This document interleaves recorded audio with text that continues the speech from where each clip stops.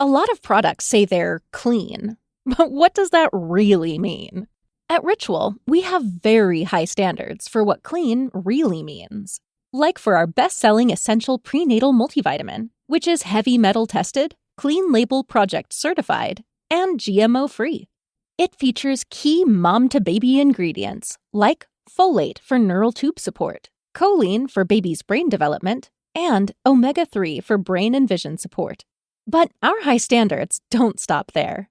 All of the ingredients in our essential prenatal multivitamin are sourced through our made traceable supply chain, so it's clear where they come from and why they're there. Because clean isn't clean enough, especially during pregnancy. Shop Ritual for the support you deserve with 25% off at ritual.com/prenatal. These statements have not been evaluated by the Food and Drug Administration. This product is not intended to diagnose, treat, cure, or prevent any disease.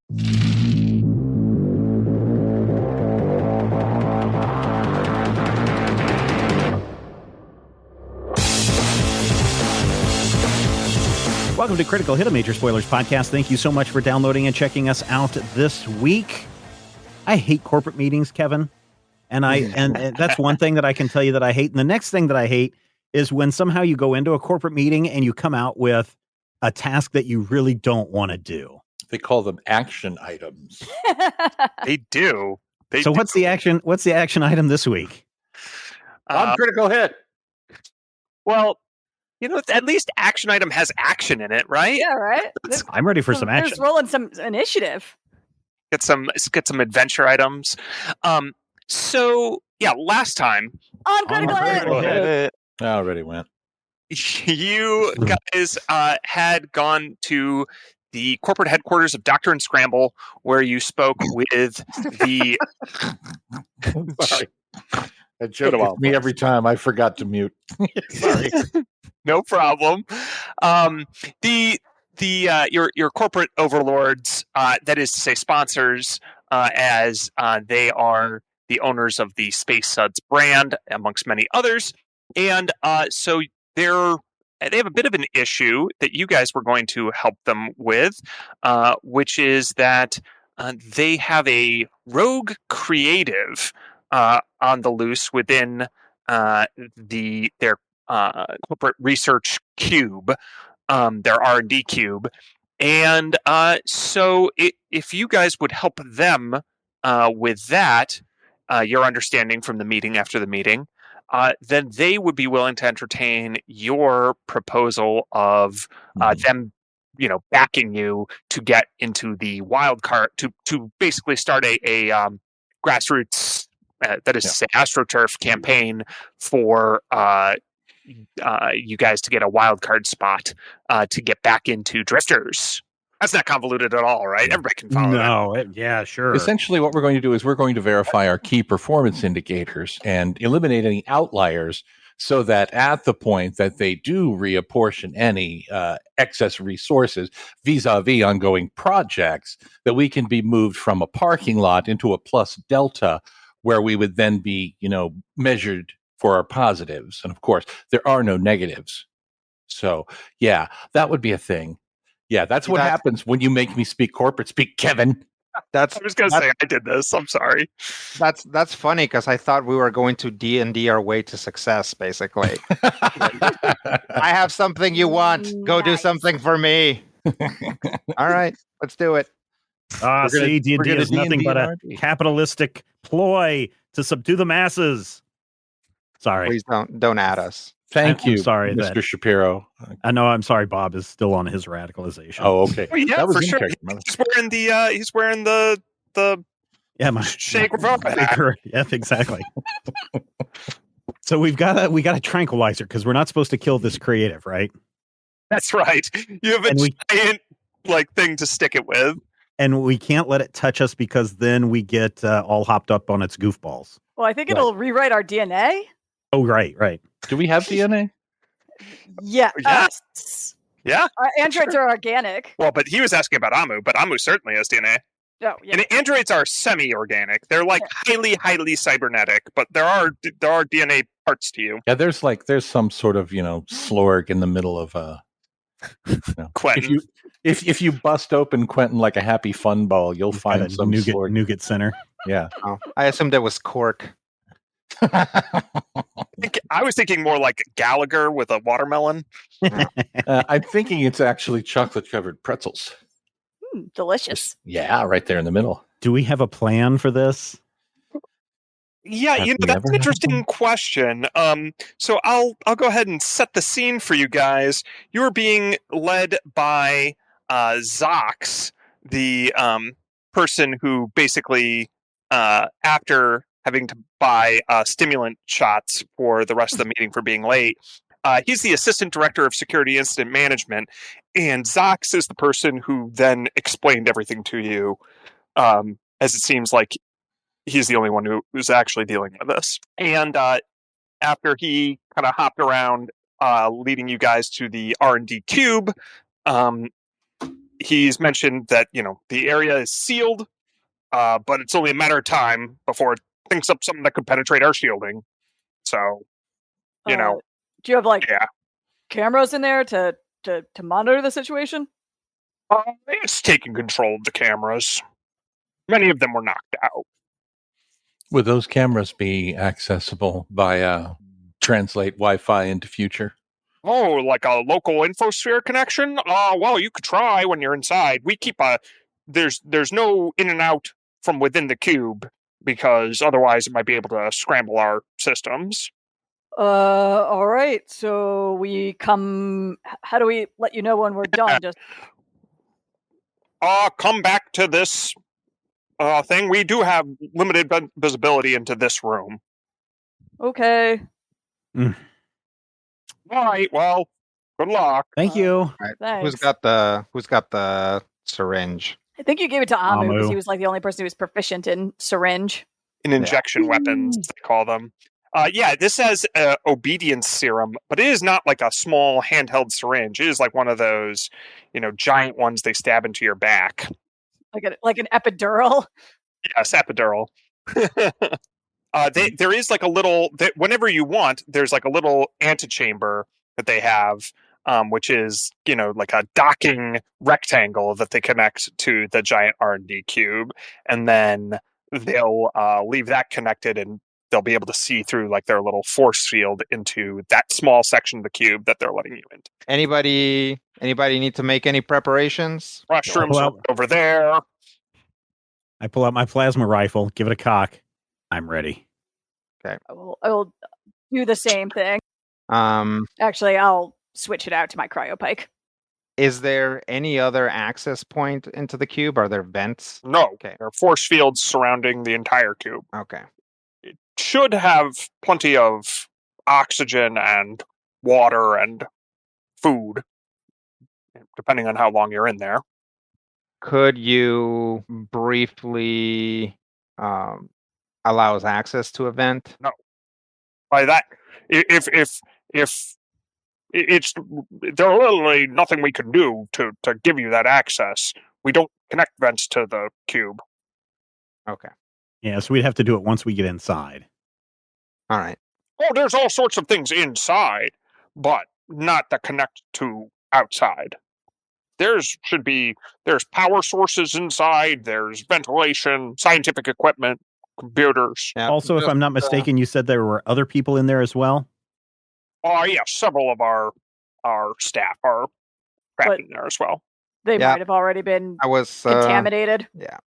I was just trying to see if we could give access to our strikers from a different side, but I guess we're all going through the front door. The cube, by the way, is huge. It's like suspended.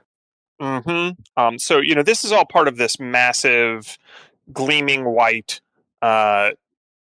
enormous corporate headquarters that is also devouring this planet that you're on, because they have lots of these little machines that go and eat up the tropical environment and convert it into resources for Dr. and Scramble, for their production lines.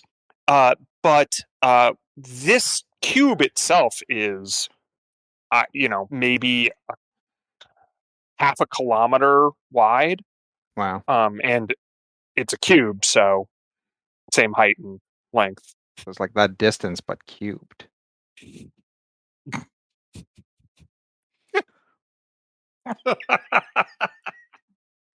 Okay. Well, Hecubino's going to motion for Vangi to come up front with him, She'll nod.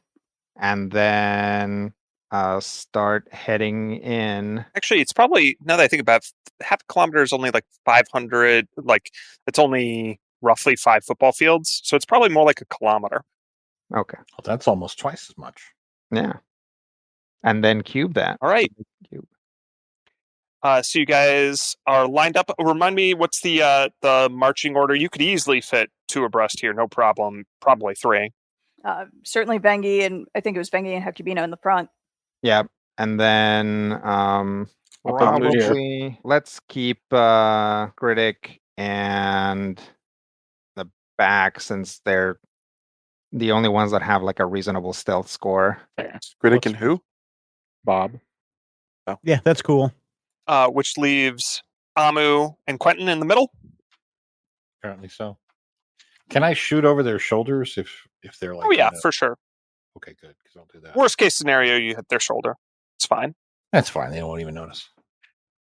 Yeah. So, all right, you are in the little loading rectangle. It connects. The force field goes down momentarily, and there's actually like a little force field at the back of the rectangle that it seems to be scooting you guys in. Vangi will like kind of tap her head like and look at Hecubino and telepathic connect. I'll put a hand on Vangi and activate my ability to talk to people in my brains. Nod. Be like, so I'm not gonna enslave this thing to work for those guys. But I'm still all in on this race. I just figure we can maybe work something out with it if it's intelligent. I mean, yeah, I was planning to try to talk to it first. Great, because maybe we can, let it like make it have it be persuaded to pretend that it's all submissive now, and then once we kind of get what we want, it can stage another escape, because this is like apparently the second time that it's done this already, so it's not like they'll necessarily blame us. Then we gotta tell this to Amu, because he's the one that's got the enslaving juice.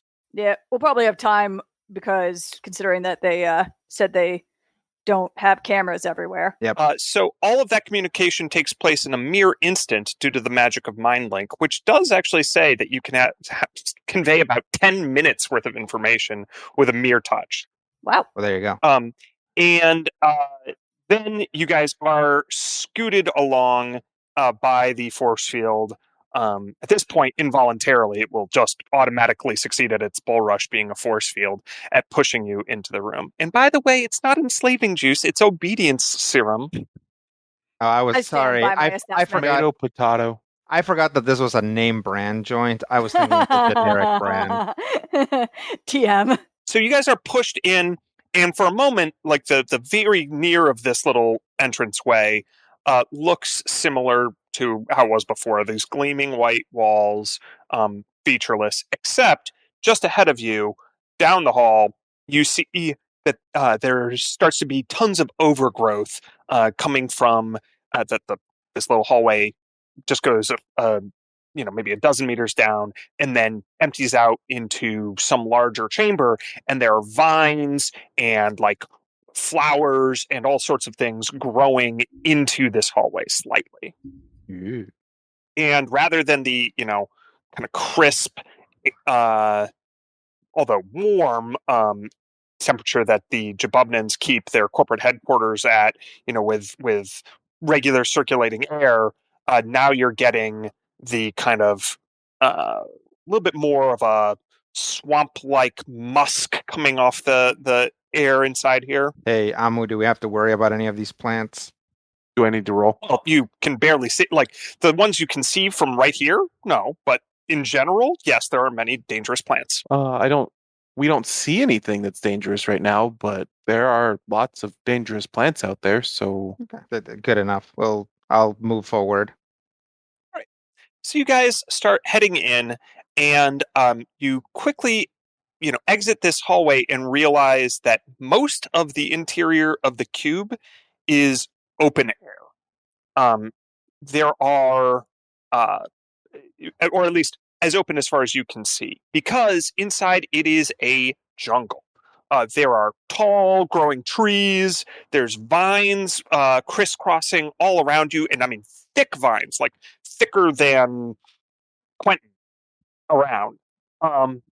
And there's like floating mushrooms that just kind of poof and move around like jellyfish through the air, but emitting some spores. There's giant Venus flytraps that are like magenta and seem to be smiling at you. There's towers of like some sort of fungal thing with, it's like a mushroom except there's a cap every like 10 or so meters, and it just keeps growing. The color spectrum here ranges from a bright green through these deep blues. There's some oranges and yellows on flowers or little flying things. And then there's a lot of purples, and it goes into like even ultraviolet and even the X-ray spectrum, if you can see that deep, like if you have dark vision or something. Um, yeah, you can hear that there's some sorts of avian creatures flying around. There's definitely water. There seems to be some sort of topsoil layer that's formed here. And there's like thick ferns near the entrance. Right where you guys are at the moment, there's a pretty thick canopy, so you're not sure how far up it goes. But you do see that there's some light coming from above. Well, this is already not what I was expecting, so. It's beautiful. Is there any kind of infosphere signal that Quentin and I can pick up? So you definitely lose your connection to the regular infosphere when you get in here. And then there's some sort of encrypted network. How encrypted? Well, you can try to make a computer's check to access it. I shall decrypt it. Introsphere. I rolled a 26. Yeah, well, I rolled a 1. All right. So, Bob, you determine pretty quickly that this thing has a form of, we will call it blue ice countermeasure that will attack your system, and it attacks you in it's a computer virus, and it seems to be moving in a kind of evolutionary pattern. So like you could achieve the infosphere connection, no problem. It then basically counterattacks you, and through algorithmic genetic learning branching, it's going to find like all of your internal passwords and basically jam your signal and denial of service you. But you're so good at spotting it that you're one step ahead of it. So how do you stop that? I flip the off switch on my internal infosphere connection, and I put up a bunch of firewalls as I try to back out of that system as quickly as possible. Quentin. Mm-hmm. Oh yeah, there's an infosphere connection here. You don't see what the big deal is. Bam. Quentin, don't connect to the infosphere. I don't see.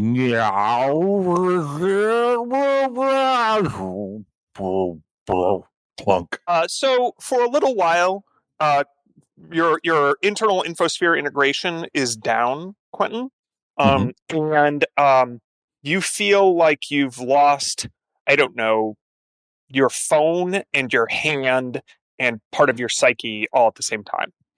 So I'm about 12% dumber. Yeah, you just can't like look up references on the fly. You can't, search for things and oh, you're hurting my feelings. Don't scare me like that, Kevin. These things don't really exist.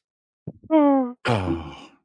If we don't get it fixed, it may be permanent. I could talk like this for the rest of the game. You mean like Skritic? No. Oh! Did you hear what he said about Rob? So yeah, after a moment of shorting Then what do you do, Quentin? Devil bunnies. I snort the nose, Lucifer. Tithe. Root, root. Probably going to have to turn myself off and turn myself back on. So, Bob, you note that Quentin is kind of rebooting some parts of himself. Power cycle. And everybody else, his eyes and like his whole face display flickers, and some like a little satellite thing comes out of his sphere and rotates around, and like he opens up the Swiss Army knife of like telescoping little limbs he has, and then retracts them for no reason. Yeah, there's a virus. Good. Yeah, there's a virus on the internal infosphere, and it's nasty. And I think he's trying to reboot. One of his knives comes out and starts rotating red, yellow, and blue. Can we do something to help out? Yeah, why don't you give me a medicine check? 22? Yeah, you could always shoot him up with adrenaline. That would probably help. Oh, God. I mean, it probably would help his biological components, like, take, it would cause those to kind of go into overdrive temporarily and, kind of help reboot his system. Overclock him. I'm being serious. You got a pretty good roll. I mean, would there be side effects? Of course there would be side effects, but... How long do my boosters last outside of combat? I think 10 minutes. I'll double check it for you. I've got it pulled up. The effect lasts for a number of rounds equal to my key ability score modifier. So that's... I would definitely say, like, that's for, like, a combat thing. Right. For out of combat, I'm totally okay with them lasting, say, 10 minutes. Okay. I just think that makes them a little bit more flexible. And we're gonna shoot Quentin up with the speed enhancement one as part of that all adrenaline boost. Yeah, I dig it. So what does that do? Plus 10-foot enhancement bonus to their speed. There you go, Quentin. So as you reboot, your infosphere connection is still down, but you can cope with it a little bit better now.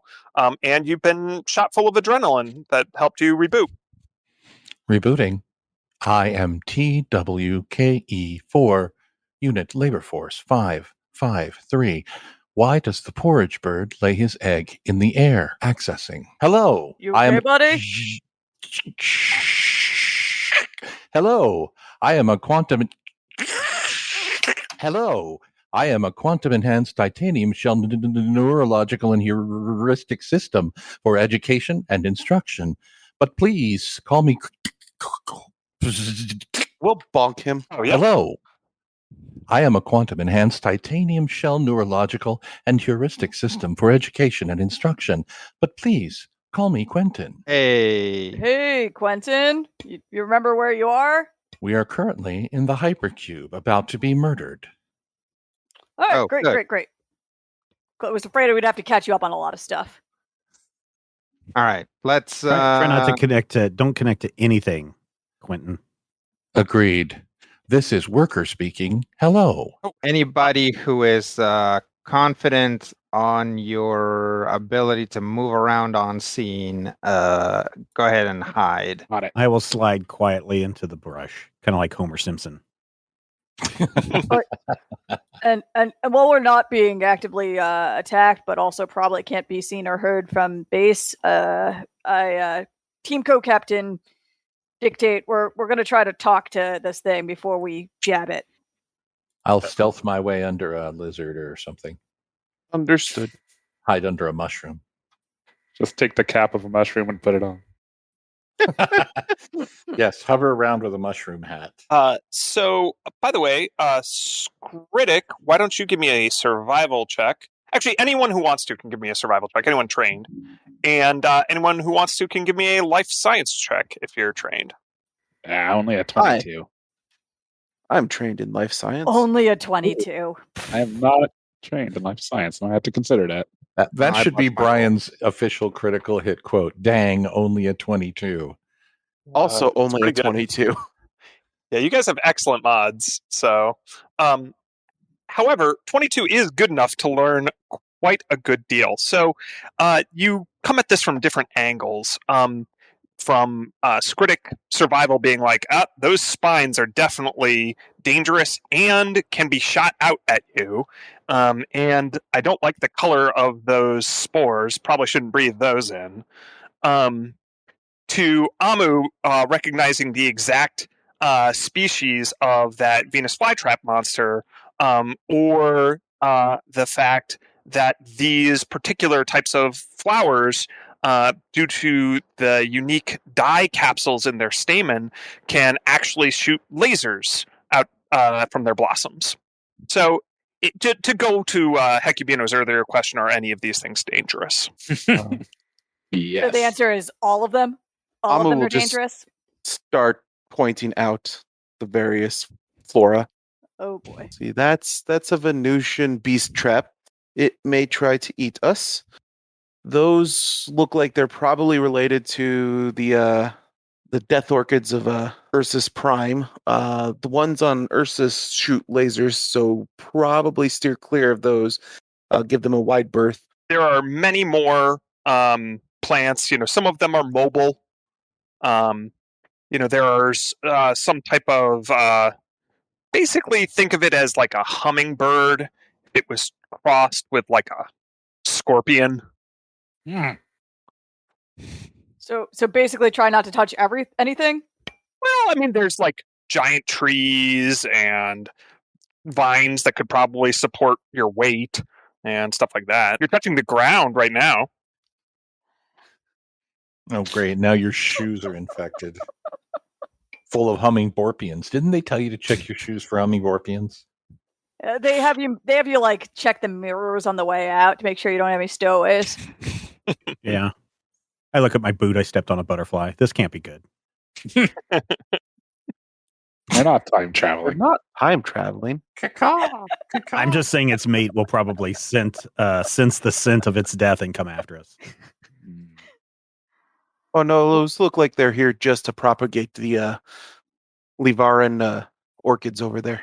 Why is all of this here? Is this all native to the planet? You're fairly convinced that this environment is not native to any one world. That's from Vesk. That's from Akaton. That's from Rakrichi. Ooh, that's from Rakrichi. Those are Livaran. By the way, the Rakrichi thing, it should only survive underwater, but this one seems to be genetically modified to be able to survive not underwater. Now, this is how this thing defends itself. It's some sort of genetic editor, so it put up a forest so that they wouldn't bother it. What's the name of the planet we're on? I can't remember off the top of my head. It's Arshalan. Yes, that's right. Arshalan is a planet steadily being devoured by the Hexus industrial recycler units that are racing through the forest and wetlands for raw material used by Doctor and Scramble. We don't see any plants native to Arshalan here, except for maybe that one. Yep. Actually, that one is Arshalan. That's a common form of Arshalan vine, known for its called the Arshalan spider vine. It's not like intelligent or anything. It just makes weird webs. Yeah, this is what it had ready, the way that you or I might like kick over a bunch of tables and boxes to make cover. This is what this thing's doing. It's pretty impressive. All right, well, let's go beat down its cover and try to talk to it at least. Yep. If you want to talk Make a new friend. We want to make friends. So you guys just keep you try to find a path and head on through. Yeah. We'll move towards the center just because that seems about as good a direction as any. And who is stealthing, if anyone? Bob is. I'm not trying stealthing. Bengi is definitely not. Yeah. So if you are you guys picking your way slowly or trying to go at normal speed? There are consequences for both decisions, but if you go at normal speed while stealthing, your stealth roll takes a penalty. What's the penalty? Since we're not, since we are not trying to hide, we are not necessarily also trying to rush. Like, we want to be seen. So, Banyan, Hecubino, and Amu can move relatively slowly if it facilitates for everybody else to hide. What makes you think Amu's not hiding? Oh, is Amu hiding? No. I thought maybe the dex mod of -1 was a pretty good indicator, but you know. You may think he's hiding. He's trying. Maybe. I mean, maybe he has Amu's- maybe he has like a camouflage injection. There you go. Gives him a we stealth need a bonus. few more levels before I can access that. Okay. No, Amu is way too excited about all the cool new plants to even try hiding, as they'll be talking about every new plant they see.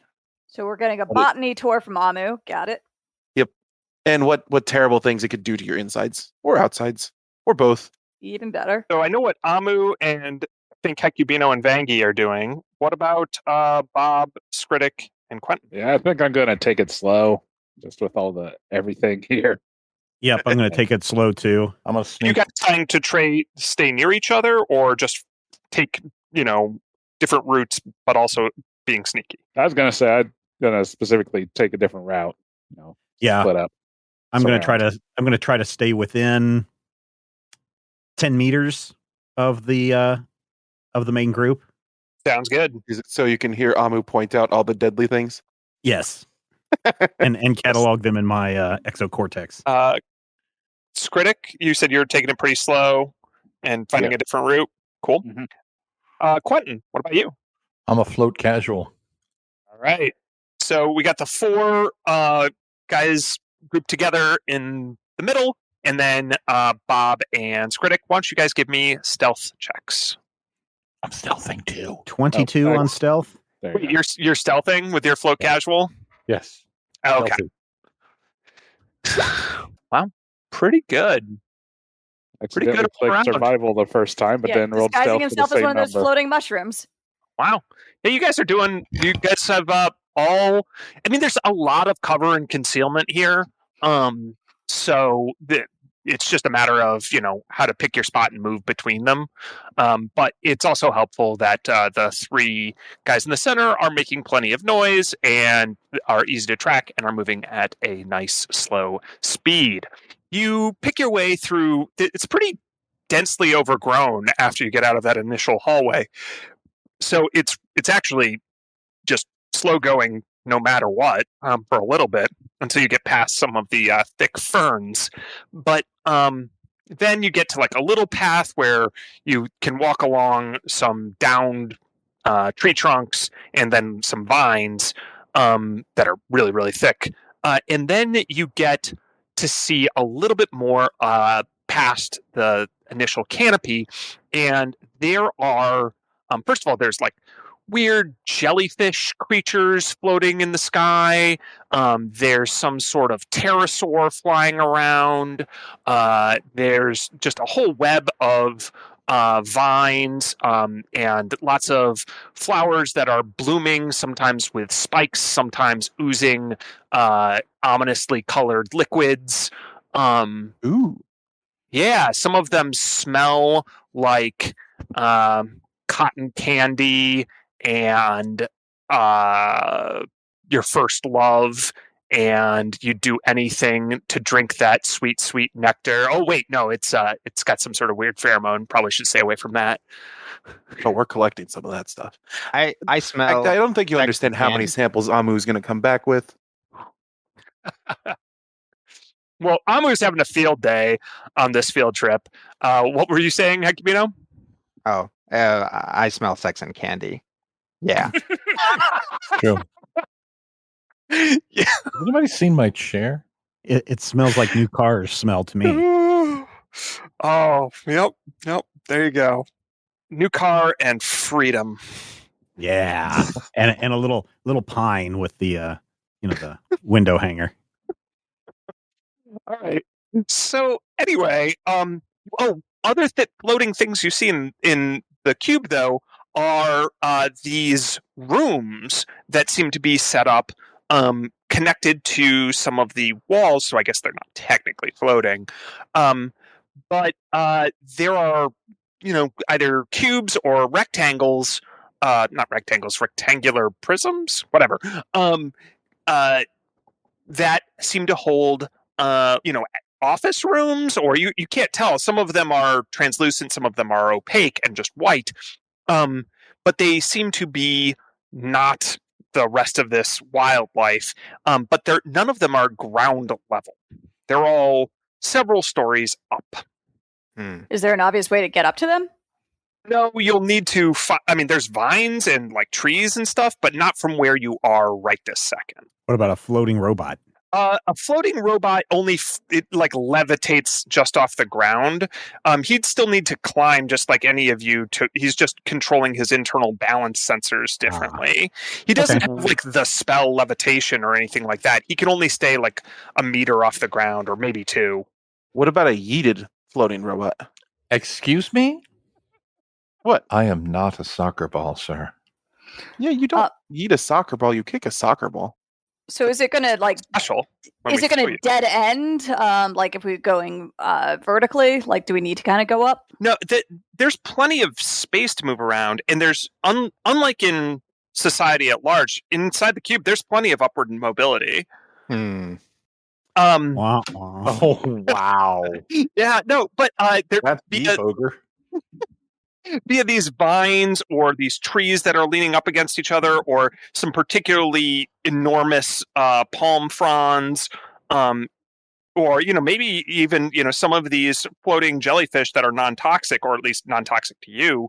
You could catch a ride on them. There's lots of ways up, but not from where you are right now. You're surrounded by thick, fern plants at the bottom. With kind of tall, narrow, hard to climb trees at where you are at the moment. So the random offices, does it look like I'm guessing this whole thing is just modular and you can just put offices and pathways wherever you want? Yes. You'd guess so. Does it look like the ones that are still around have any sort of purpose to them, or is it just does it seem like this office wasn't in the way, so there's no point in taking the time to break it apart and slide all the slats back into the wall? There are definitely more. You don't see any in basically the bottom half of the cube. So at least some of your theory about they're taking up space is valid. Now, the opaque ones, it's hard to tell if they serve a purpose or not, because you're just looking at a completely blank wall. There are some translucent ones, and those seem to be basically storage compartments for technological devices. Well, I would say that looks like storage. Let's just keep going along the ground, and if we can't run into anything down here, then we can try and checking some of the opaque offices. Sounds good. Only question is whether any of those opaque offices are going to start shooting at us, but we shall see. If they do, then at least we'll have something to go on. All right, so you guys continue picking your way through, or? Yeah. Great. As you do, why doesn't everyone give me a perception check? Ooh, I'm What's good at perception? Oh, wait. Perception's actually good. All right, but in any case, it looks like all of you are proceeding along just fine and dandy, except for Skritic, the ever vigilant, who spots that just ahead of you, there are a pair of Jabubnan guards, it looks like, who are hopping on their one leg towards you, although they are also hopping very stealthily. They despite their uniforms, which Skritic, you can note, are pretty torn up, they're pretty stealthy. No one else notices, though, Skritic, so you have a mere moments before the Jabubnan guards and the remainder of the party encounter each other. All right, I'm gonna not a problem, but who knows? I'll basically just kind of pop out of my cover and go, look out, we got company coming. All right. Dive for cover. All right, sure. So, anyone else do any immediate, pull out a weapon, cast a spell. Yeah, I mean, I had my weapon out, so I'll just kind of like brace for this. Yeah, my weapon was already out, so I'll kind of train it on them. All right. So then, coming out from where Skritic has warned you they are two Jabubnans, again, seemingly dressed as guards, though their suits are half torn off. Their muscles are bulging and pulsating strangely. Their eyes are nictitating furiously and are glowing bright red. They hold these two-handed shock staffs as they glare at you. And then they start to bulge their neck in that toad-like fashion, and they immediately puff up like you saw in the boardroom, where they can become, 4 to 6 times their size, and that is to say they become size category large, and they start to hop at you on their now gigantic one leg. So everyone has already rolled for initiative. Yeah, so my initiative is 8 higher because I forgot about class features and improved initiative, so sorry about that. Okay, it's been a while. Only ruins my entire pre-rolling of initiative. Yeah. But that's okay. That's okay. Just let me insert this here. All right, Vangie, because Sam doesn't know how to roll initiative. So, when he dives for cover, Hecubino first to act, sensing that not all is right with these pair of Jabubnans. What do you do, Hecubino? They seem to be ready to stab you guys with those shock staves. Yeah, I will. Egubino will be like, "Hey, we mean you no harm. Take us to your leader," and then save an action to zap them if they attack somebody. Okay. Amu, what do you do? Yeah, we ready the capture pole. That way, if they do come within range, we can try and keep one of them away. Okay. They also seem to be pretty large and therefore probably have reach. You can maybe try to figure out what's wrong with them. That's also a good plan. What roll would I need on that one? If you want to try to diagnose them, I would say that's a medicine check. 22. Okay, well, they're clearly enraged, and you're not sure if they're so much... They're definitely stronger than an average Jabubnan, but they're also moving with a certain fearlessness, and almost like they don't even... they're wielding their weapons more like giant clubs that just so happen to be electrified. They're not at all like any of the corporate Jabubnans you've encountered so far in demeanor. And you think that is due to a physiological syndrome, like something has happened to them. Either they've been exposed to a poison or a disease or something like that. You could know more about exactly what's happened to them if you could actually study them. But for right now, you'd say they're dangerous and not operating at full mental capacity. What do you say? If anything, do you convey anything to the rest of the party as they are about to be assaulted by these giant toads? These two are not within their full minds. Keep care to realize that they are enraged and may need our assistance. He says, as Vangie readies her cryopike right before the Jabubnans. So what do you do, Vangie? I'm going to just basically ready an action to attack the first one that comes into range. Okay, well then, after a whole lot of studying and people going, I don't know, the Jabubnans are up, and they are not afraid to hop into action. So one of them will leap forward and attack. And it will attack, let's see here, either Vangie or Hecubino, as you two are up front. So 1 to 3 is Hecubino. It is Hecubino. And that will trigger a couple of readied actions. So Hecubino, one of these giant toads is about to hop on you and smack you in the face with a shock staff. You had readied a mind blast or some sort of frap. What do you do? Yep, I'll hit it with a second level mind thrust. So that'll be a save on its part. Will save. What's the DC? I can guarantee you it fails this time, but I am curious what the DC is. 17. 17. Cool. Yeah, I mean, my roll below 10 is not going to succeed no matter what. Yeah. So, you overwhelm its mind, which you can sense is struggling. It's pretty easy to overwhelm its mind, as if its mind is like kind of collapsing in on itself.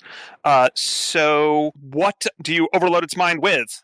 I will kind of get in there and like look around and then just kind of like pull out a Jenga block and let it just kind of collapse a little bit. All right. Yeah, that Jenga block is the jingle of the corporate infomercial, and now it just is caught in an endless loop of that, dealing how much psychic damage? 24. Oh yeah, it's a real earworm. There's another triggered reaction of Vangie with her cryopike. So I have a 17 to hit. 17 to hit their EAC, right? Because you deal cold damage? Correct. Yeah, that gets there. Sweet. Then they'll take 18 in cold damage. 18 cold damage, and they don't have any cold resistance. Ouch. So that one is definitely looking worse for wear. They don't like the cold, though they're not like vulnerable to it. They just don't like it. And after it starts, bleeding from the eyes and ears and mouth from the psychic assault, and then that blood gets turned into little ice crystals after Vangie slashes a hole in its neck and it starts deflating slightly. But it is still up and content to try to slam Hecubino with this shock staff. Hecubino, what is your EAC? My EAC is 15, but did I manage to get cover? Yeah. We'll say you got cover behind this bright red flower. That's totally not a problem. Okay. So you do get cover, but it does hit you anyway. Okay. Just because it's pretty good at hitting things with this. So you will take 12 electricity damage. Okay. And then the other one thinks that Amu looks tasty. Amu, you look like food. So it is going to open its giant mouth and stick out its tongue and try to tongue grab you from a distance. I need an adult. Amu, what is your kinetic armor class? 14. Great. Then you are hit and grabbed, and it will pull you back towards itself. And you take 10 bludgeoning damage. That goes to stamina, right? Yep. All this damage goes to stamina first. Bob, from hiding, what do you do? Yeah, I'm gonna use my plasma rifle and try to shoot the one that's closest to the party in his expanding goiter. All right. Nice. Go for it, Bob. 24. Yeah. Fire damage? It's EAC. Yep. Okay. So it looks like it is only doing 8 damage. Okay. It adds up. This thing has now been frozen and then caught on fire, via plasma. It's, I think plasma is, by the way, both electrical and fire damage, but neither here nor there. It is unhappy, but it does still seem to be kind of enraged and therefore still aggressive. Anything else you want to do with your turn, Bob? I'm going to move into a better position where I might be able to split my shots among both of the creatures. All right, so you go to occupy a little bit more of a central position, kind of right where, Amu once was. And without that ominous foreboding at all, Skritic, you are not hidden because you had to come and warn these guys, but that warning seems to have been very valid. What do you do now? Well, I think I'm going to try to scamper up a tree, grab a vine, and swing down and try to knife one of these guys in the back of the head. All right. Yeah, so you can easily find a tree and a vine to scamper across. Why don't you give me a survival check? Ooh, oh, what? Is that a nat one? That's a nat one. All right. Okay. So you're like, yeah, I can just hop on this, and you hop on. It's a pitcher plant, unfortunately, and the pitcher just drops out under you, and you're suddenly surrounded by this thick, viscous, like honey, like not sap. I don't know, whatever its internal liquid is, and you realize it's probably its digestive juices. Take 9 acid damage. Okay. But then continue. You can easily pull yourself out. It's not moving or anything. You just fell into it. You can continue with your attack. Am I in range of knifing anyone? Oh yeah. You can move and knife someone. They're just going to see you coming, and it won't be your special operative attack. Okay. I'll do that with my normal measly damage, or try to. 19 to hit? Yeah, hits. All right. 3 damage then. Cool. To the same one? Yeah. Okay. So after Skritic cleans himself off of some of that pitcher plant's acid, there is still one hidden member of the party floating casual. Quentin, what do you do? Dun, dun, dun, dun, dun, dun, dun, dun. All right. So we have one who's injured and possibly deflating. This is correct. Yes. We have one who's just sort of floating around being a jerk. Well, it's got Amu in its mouth, but yeah. Okay. So I'm going to shoot the one that has Amu in its mouth in a manner that allows Amu to escape. So I'm going to try and shoot him in a place that makes him open his mouth and go, wah! And then Amu can leap out of his mouth like a Tom and Jerry cartoon. I like that. So you're going to be basically targeting its tongue or some sensitive area around its mouth. So I will give you a choice. Either, one, you're shooting mostly for distraction, which is to say you're trying to help Amu exclusively, and the damage is immaterial. You're just trying to distract it. Or 2, or B, I can't remember whether how I started that. Beta, Prime, you... 1, 2, and C. You are trying to do both, but that is slightly harder. That is to say, I will increase its the difficulty of hitting it if you want to deal both damage and help Amu. I would like to attempt to deal damage and help Amu in the expectation that either way I'm going to help Amu. How much more difficult is more difficult? If you want to deal full damage to this thing and give Amu a major assist, I'd say it's +5. I can. I can probably get it's also flat-footed for what it's worth right now, so you do get +2 to hit. Yeah, I'd say hit it for damage. I can probably get it to drop Amu because I can daze it. Yeah. Also, damaging. You can get something to drop it if you knock it unconscious. It's also true, but it is Quentin's action and he's hidden, so you guys can't really advise him. Oh, no, that would never happen. All right, so you said a +5, which in this case would be a -5. But I get +2 because he's flat-footed. Yeah, so you could translate that as a -3 if you want.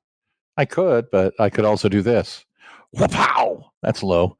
Well, yeah. An 11. People any better, no matter what you tried, that was going to fail. What? I'm saying that even if I gave you a +5 to that, you still would have failed. I'm just saying, your decision was irrelevant, if that makes you feel better. No, that doesn't make me feel any better. Evan, that doesn't usually makes humans feel better. The universe is cold and doesn't care about you.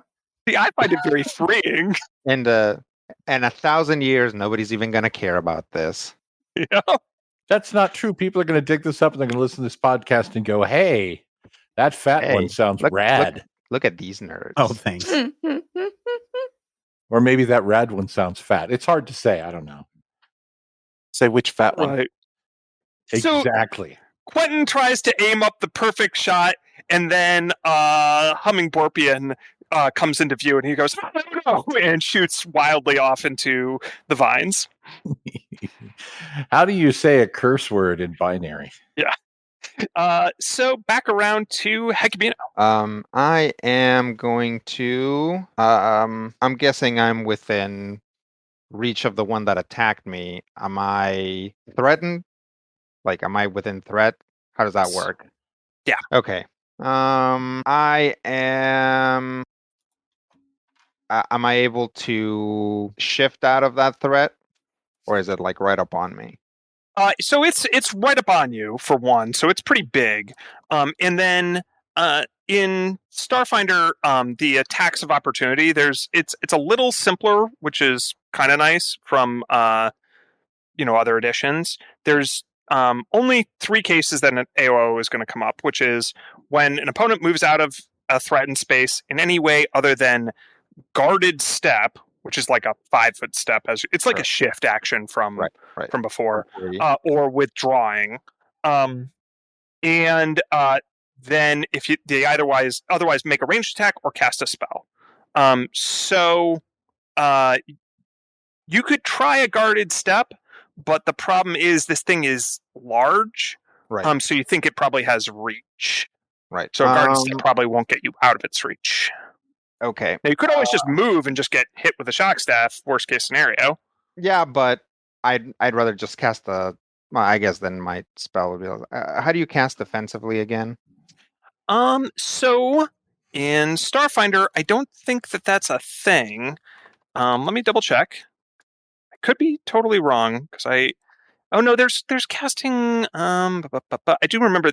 So unfortunately, this is one of those things with. The more systems you know, the harder it becomes to keep track of them. Yeah, because they change it just enough to always be different.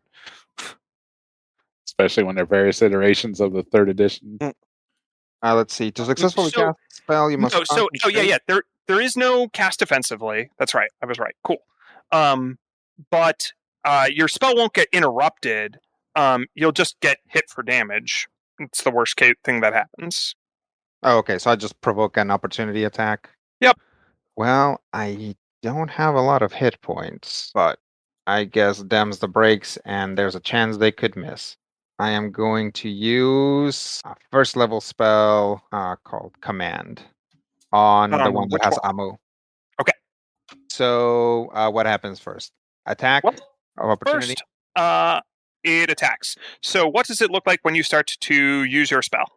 Probably Hecubino puts like a finger to his temple and then like reaches out with his other hand and makes like clawy motions. All right. And as he starts to reach out, he is distracted enough that this giant Jabubnin will try to slam you with its shock staff as an opportunity attack. And as it does so, though, you sidestep just behind that ruby red flower I mentioned earlier. Instead, slams that, and oh no, that's one of the deadly laser orchids. That is to say, lumocanthas that Amu was describing earlier, and it seems angry. So first of all, you are missed, Hecubino. This laser flower has been hit by the Jabubnin, and then and it takes a bunch of electricity damage as a result. And then the laser flower is going to shoot some of its. Its dye is actually a lasing medium, so it uses one of its laser spines and will just shoot right back at it. And it gets stabbed a little bit. In any case, your command resolves. So, for the other one, I have to make a will save, DC 17 or 18? 16. 16. Because it's a 1st level spell. Okay, and what are you commanding? I will command it to halt, which is going to daze it for 1 round, unless I can use the drop command to just have it spit out ammo. Yeah, you can use that. Okay. I know that Amu is actually like a Greco-Roman wrestler statistically. Like, is that something that, like, Rob, do you actually want him to let you go? Because I can just stun him. Yeah, I should probably. Stunning him seems really helpful. Okay, I'll stun him. he is going to be he's going to be dazed for 1 round. Okay, and then so one thing you have trouble with is really accessing, because I believe command is language dependent, right? Let's see. Targets 1 living creature. Saving you give a target one of the following. I have to give it a command, which at a base of its ability. If the target can't carry out your command, so it has the language dependent subtype of spells. So it's like an enchantment, compulsion, language dependent, mind affecting. Yep. But that's okay. But you do have to reach deep in its mind to like pull back language. Language seems to be buried pretty deeply in there, and when you do, it goes working hard or hardly work. These poor creatures, and then it is stunned. Anything else you want to do with your turn? I'll scooch away from the Jabobnan that missed me and see if I can try and get clear eventually. Yeah, that laser flower seems to be mostly like it's just angry that it's been hit and probably wants things to stay away from it. Yeah. So I'll take a guarded step away. Cool. Amu, what do you do now that the creature that had tongue grabbed you is stunned? So one of the things I have with Biohacker is treat condition. Would that... let me find it again. There it is. So as a standard action, I can treat a willing adjacent creature to remove the shaken, sickened, or staggered condition. Yeah. It's not willing. These things are too far gone. You would need to probably use like actual medicine on them when they're unconscious, say. Yeah, remove condition stuff. Like it also just lists the conditions, right? Like the specific conditions. Yeah, it lists the specific conditions, the shaken, sickened, or staggered. You'd say these things are more far gone than that, probably of some like disease or other condition. So we still have to hit in order to actually deliver any of my theorems. Your injections, yes. Yeah. I mean, the stunned one is almost assuredly going to be pretty easy to hit. Yeah, which is also the one that's holding on to me anyways. Yeah. You can totally whack it. Your capture staff has an injection, has the injection property, right? Yeah. Yep, we're going to do... I pair inhibitor ones? I know I compare the other ones. So, yeah, its tongue has definitely loosened enough around you that you have enough... like, normally when you're grabbed, you wouldn't be able to use a two-handed weapon, but you can kind of loosen it from the tongue grip, and it's a little slimy, but you can wield it. All right. Yeah, we're going to try and hit him with the toxicology breakthrough, or toxicology inhibitor. Great. Why don't you make your attack roll? 11. Unfortunately, that also doesn't end well for you. So it has a healthy coating of protective slime that the needle just like pierces off of, or doesn't pierce off of, slides off of. Apparently my thing only updated part of stuff, so my melee attack should be a 6. I'm assuming a 12 still doesn't actually hit. That's correct. Okay. All right. Anything else, Amu? That can I attempt to escape? You can pick your way out of its tongue, but you won't be able to move far. All right. Cool. That brings up Vangi. Then I'm also going to take advantage of this guy being stunned and try to... keep in mind, there's one up front that was engaged with you and Hecubino. That one's not stunned. The one that was further back used a ranged tongue attack to grab Amu. All right, fair enough. Then, I'm going to continue to mess with the one who's with me and just stab him again with my pike. Okay. 23 to hit. Then take 16 cold damage. He definitely drops unconscious and definitely looks like he's about to die. Okay. Like, he is not fighting you anymore. He immediately deflates, or they don't really have obvious genders. In shock, convulsing. I mean, when you're done at the tongue, maybe keep this guy from dying? All right. We'll work on it. Anything else there, Vangi? Murderer of Jabobnan guards. You know, the Jabobnans, I think, explicitly told us that we could kill their guards, I gotta say. But, no, I'm good. All right. I will step back. I will, now that he's not in my face, I will move to get closer to the one that's got his tongue around Amu. All right, cool. Sounds good. Bob. Can I move into a? Is there like a flank in this game? Yeah, you can move to flank it, and it'll basically be flat-footed from you. So you only get that condition once.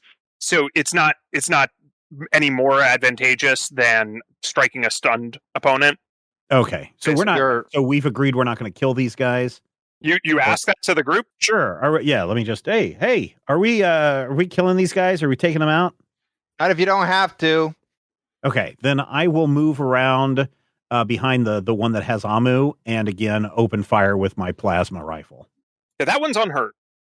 That looks like a 10.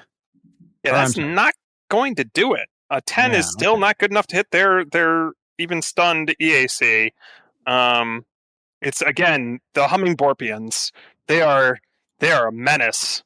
You really don't want to. Yeah. Stupid Hummingborpians. Yep. All right. Well, I did a move and I did an attack, so I'm done. All right, Skritic.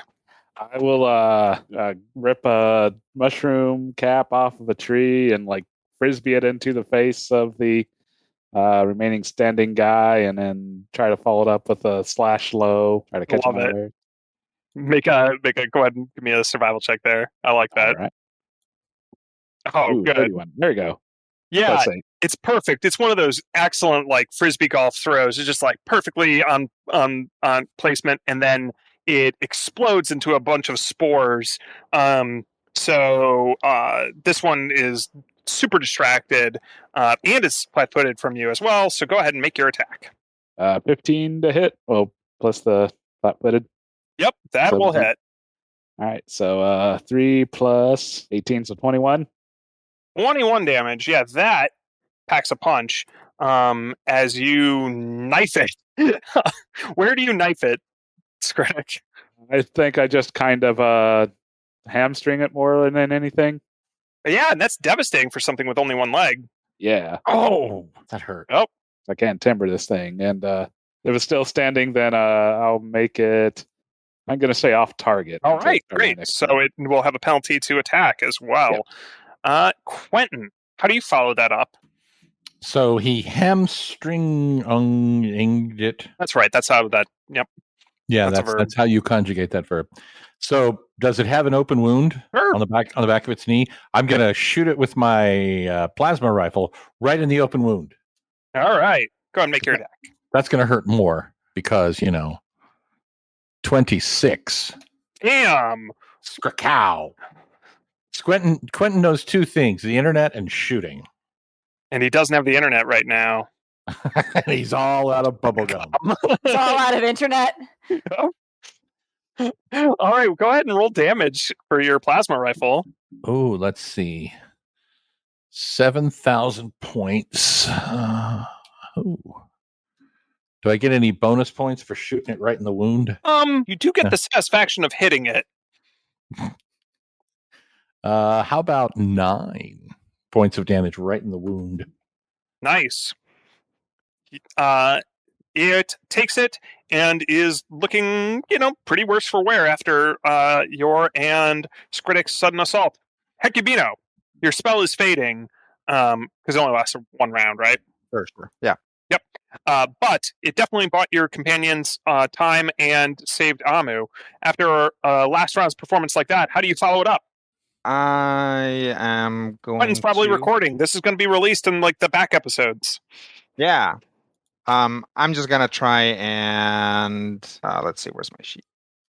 I'm gonna try and nail the one that's still standing with a level 1 mind thrust to conserve my second level spells. So that'll be a 16 save. Oh yeah, it fails. Okay. So it is going to take. Things don't have great will saves. Let's see. If they did, they might not already be in this situation. It is going to take 2d10 damage.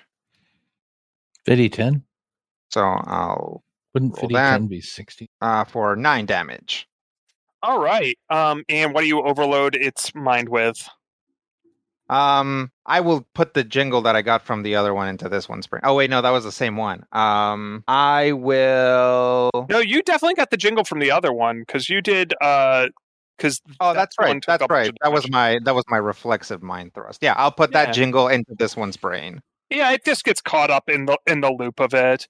It was actually a corporate indoctrination video. Now that I think about it, I mean that is to say, like an HR video that they show you at first. Who moved my cheese? If somebody tells you, "Would you like to be in a union?" you shoot them. Report them to your local inquisitor. We played 40K. And then I will just try and move in such a way so that I have cover from that guy if it decides to shoot its tongue at me. Okay. Amu, what do you do? All right. We need to go help the other one. That's right. The other one is dying. Let's probably not normally like this. In fact, you're very sure that this thing is suffering vast personality differences due to whatever's afflicting it. We're gonna scuttle on over to the dying one and see if we can heal it, or at least stabilize it.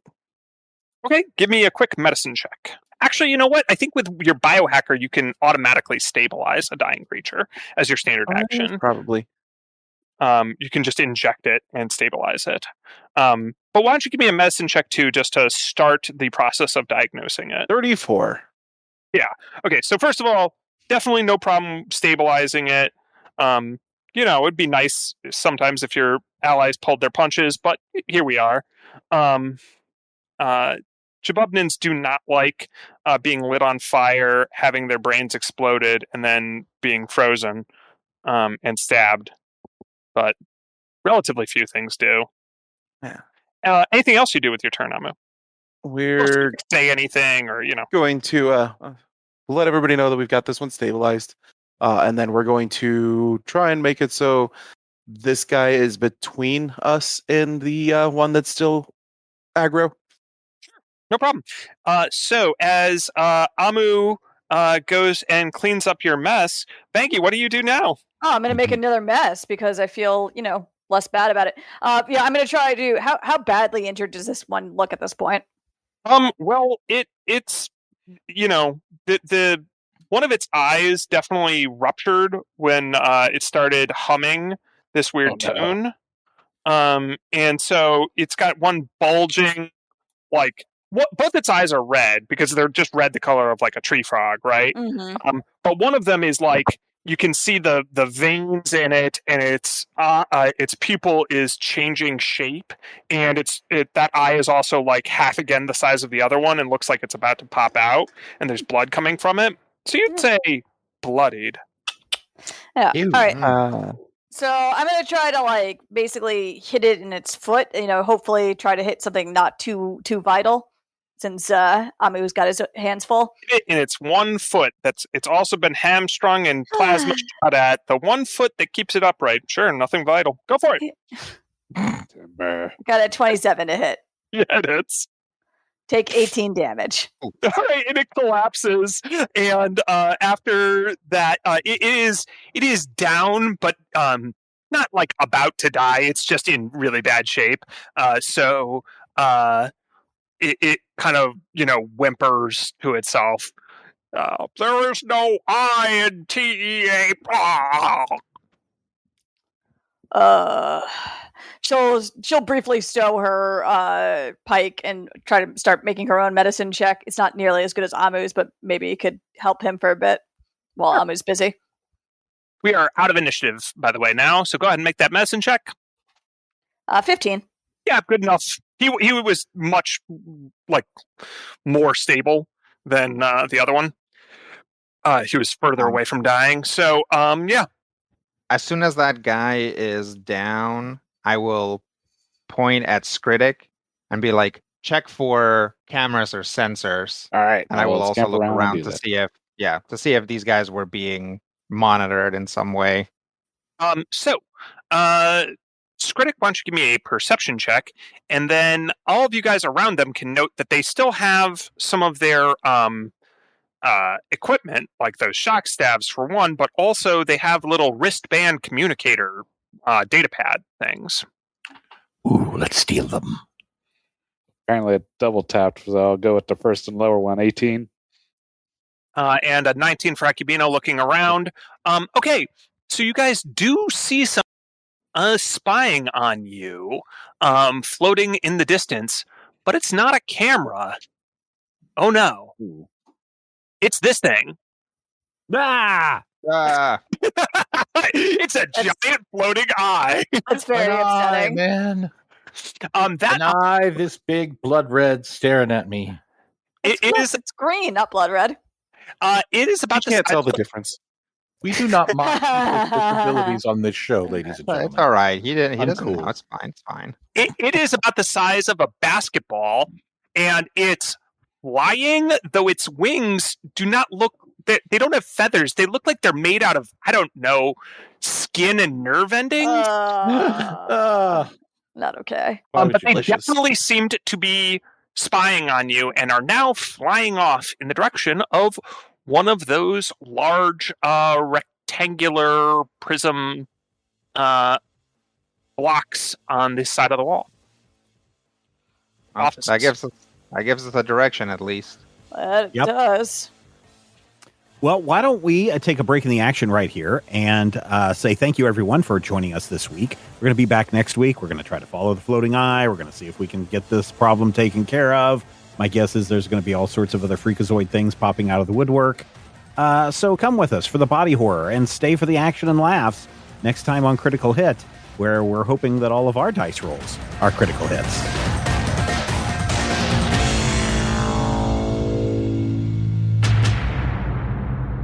This podcast is copyright 2021 by Major Spoilers Entertainment, LLC. A lot of products say they're clean, but what does that really mean? At Ritual, we have very high standards for what clean really means. Like for our best-selling essential prenatal multivitamin, which is heavy metal tested, clean label project certified, and GMO-free. It features key mom-to-baby ingredients like folate for neural tube support, choline for baby's brain development, and omega-3 for brain and vision support. But our high standards don't stop there. All of the ingredients in our essential prenatal multivitamin are sourced through our made traceable supply chain, so it's clear where they come from and why they're there. Because clean isn't clean enough, especially during pregnancy. Shop Ritual for the support you deserve with 25% off at ritual.com/prenatal. These statements have not been evaluated by the Food and Drug Administration. This product is not intended to diagnose, treat, cure, or prevent any disease.